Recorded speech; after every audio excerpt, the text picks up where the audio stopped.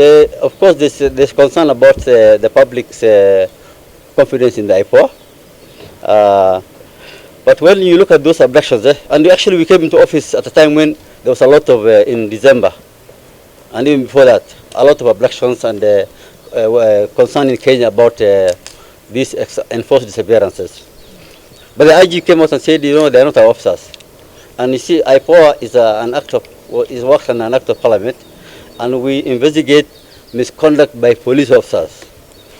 And now when you have got people who are in hoods with fake number plates, who are abducting people, and then they take them not to a police station, but to a different place. I think these are issues that even the police must investigate. But so far, we as IPOA, we saw the reports in the media.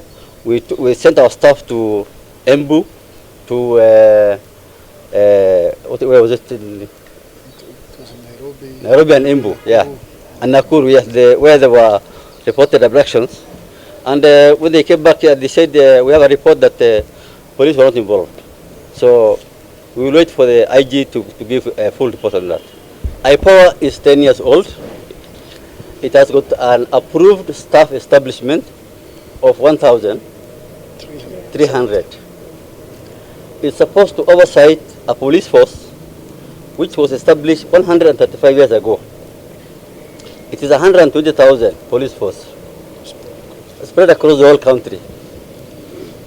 So you can imagine, if you can, the scope of work. And despite the staff approved establishment, we have 284 staff. 284 staff. Out of these, 77 are investigators. And that's where the core of the work is, you know, investigating. And we want investigating staff of 600. Yes. And we have 77. So again, you see the challenge of the ones that we have are already overworked.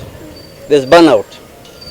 And so we are going to go back to Parliament, meet with the Committee on Administration of Justice and National Security, and get them to give us more funding to allow us to, in the last budget, they wanted to employ 23 staff, 23 additional staff, and in the last budget it was cut off, they were denied.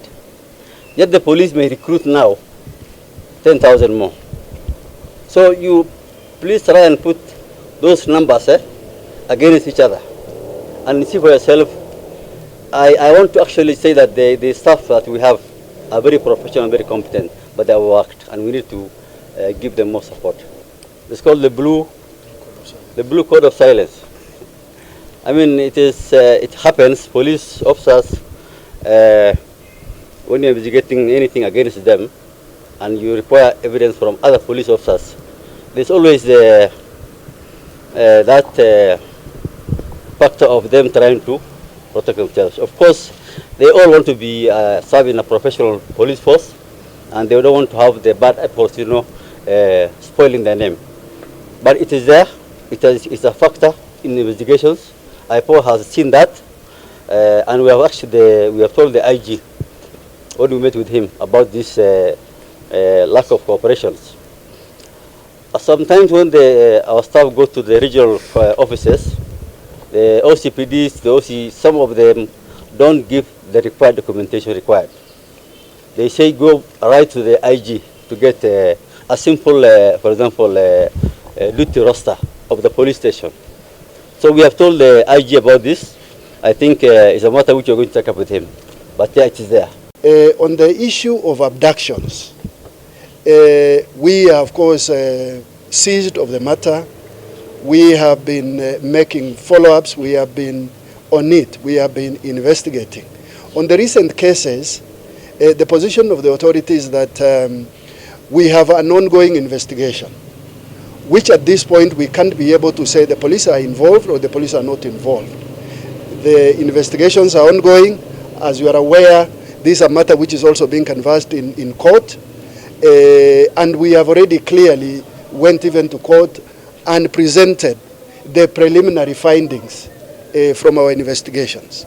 So that is the point we want to clarify, that is a matter which is ongoing, is work in progress in terms of investigation, and we'll be able to give a conclusive position upon finalization of those investigations.